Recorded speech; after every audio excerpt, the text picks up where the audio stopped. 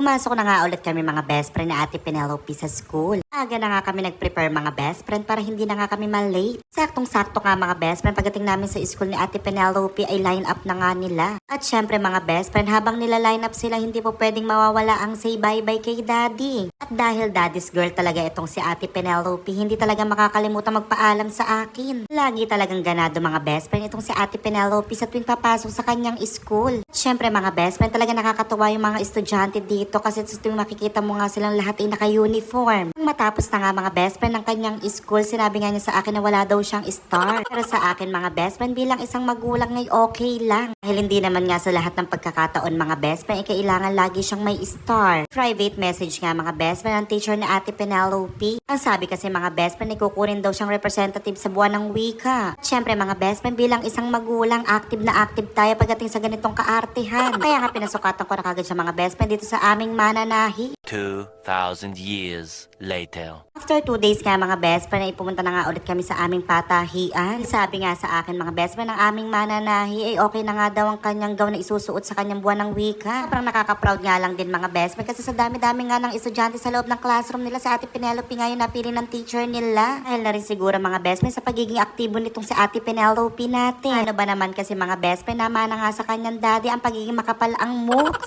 Kaya siguro mga best friend ng kanyang mga teacher hindi na nga nagdalawang isip na siya na nga ang piliin. Shoutout ko na nga rin mga best friend lahat ng gumawa ng gown ni Ate Penelope. Sobrang galing nga mga best friend kasi nga yung gusto kong tela at yari ng gown ay talagang nasunod nga. Sobrang bagay na bagay nga mga best friend ito kay Ate Penelope at sobrang excited na nga rin siya. Nalagyan ko nga mga best friend ng konting details yung gown para mas bongga. Pagkatapos nga namin mga best friend makuha yung gown kami nga ay lumayas na. Maretso nga kami mga best friend sa palengke na malapit sa amin. Dahil nga mayaman sa barya itong sa Ate Penelope, hinahanapan ko nga siya ng mahiwagang stockings. Ito nga stocking na ito mga best friend sasagot sa kanya mga sumpa, charis. Nadaan nga kami mga best friend dito sa mga bilihan naman ng accessories. Dahil nga mga best friend maganda nga yung pagkakayari ng gown, hindi po pwedeng hindi pa partneran to ng magandang accessories. Pinili ko na nga rin mga best friend yung hikaw na may kasama na nga kwintas para bongga na nga. Nagustuhan nga rin ito mga best friend ni Ate Penelope sa halagang 150,000. O diba nga mga best friend, napakamuray